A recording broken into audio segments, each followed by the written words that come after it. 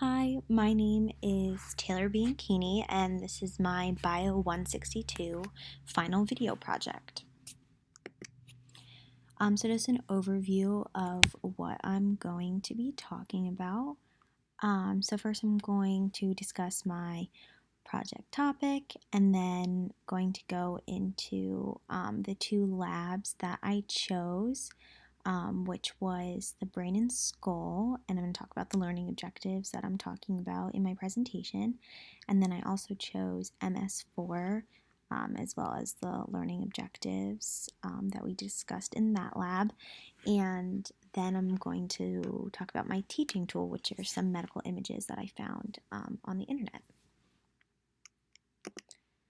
So the topic that I chose was evolution. So what is evolution? Evolution is the change of structures or characteristics in a species over time as the result of environmental change or the need to survive. So often a good example of this is like a giraffe, where a long time ago they used to have shorter necks and they slowly evolved to have longer necks because um, the giraffes that had longer necks were able to reach their food better, and so over many and many generations they eventually evolved to have longer necks than they did before. So this is just like a simple example to get a general idea of what evolution actually is. So the first lab that I chose to portray my chosen topic was the brain and skull. So, two of the learning objectives I'm going to cover in my presentation are: one, identify the bones and major bony structures of the human skull, and two, identify important structures of the human brain. And here I just included a picture of the brain from a lateral view. Okay, so some important structures of the skull. So, the mandible forms the lower jaw, which is seen in these diagrams right here. So here's the mandible down here, and this is a lateral view of the skull. Over here is the anterior view, so the mandible would be down here, and then the maxilla forms the upper jaw, which would be this area right here in the anterior view, this area right here in the lateral view. Then we have the frontal bone right here, which is the largest, most superior bone at the front of the skull that makes up the forehead. Then we have the parietal bone right over here, the largest bone visible laterally, the temporal bone, a large flat bone posterior to the sphenoid bone and inferior to the parietal bone, then the occipital bone, which is seen clearly on the posterior skull, which I don't have a picture of.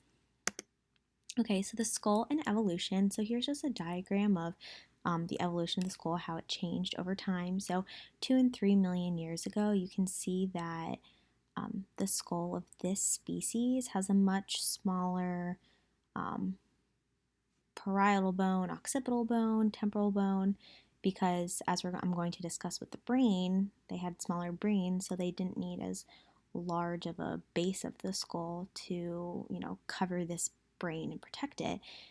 They were more, carnivores. They were hunting, and they had bigger mandibles and maxillas to accommodate this, as well as bigger teeth, which we didn't really talk about in our labs. But over time, you can see how as our species gained more knowledge and our brain developed, that the skull changed as a result, because this is what is housing the brain.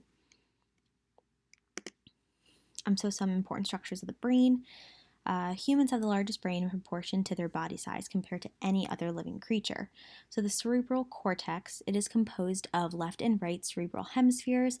It is responsible for controlling voluntary movements. It allows you to interpret your senses, think thoughts, make judgments, and stores and retrieves memories.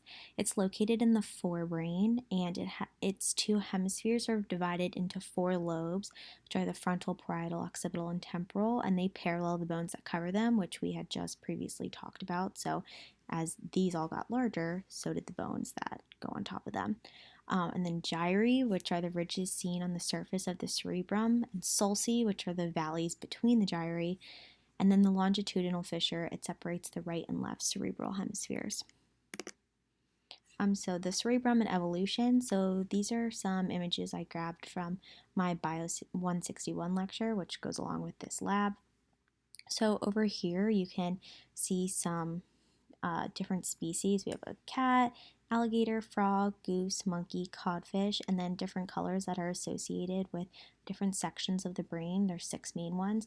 The forebrain is where the cerebrum is located, and you can see out of all of these, humans have the largest one, and that over time, like this is the structure that evolved to be the largest because this is like housing the most information. And then on this image on the right, you can also see how the species evolved going from a small monkey to a human. Here it's Albert Einstein. But as the brain is evolving, it's getting more of these gyri and sulci, and this is like allowing more surface area for neurons in the brain because more neurons means more synapses and more communication because we have more cognitive ability than monkeys and chimpanzees did years and years ago.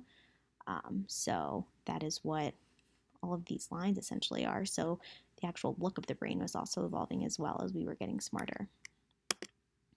So MS4, the learning objective I'm covering is to describing the relationship between individual skeletal structures and the whole skeleton. So the iliac crest is the superior edge of the ilium, provides the attachment point for muscles of the abdomen, legs, and gluteal region.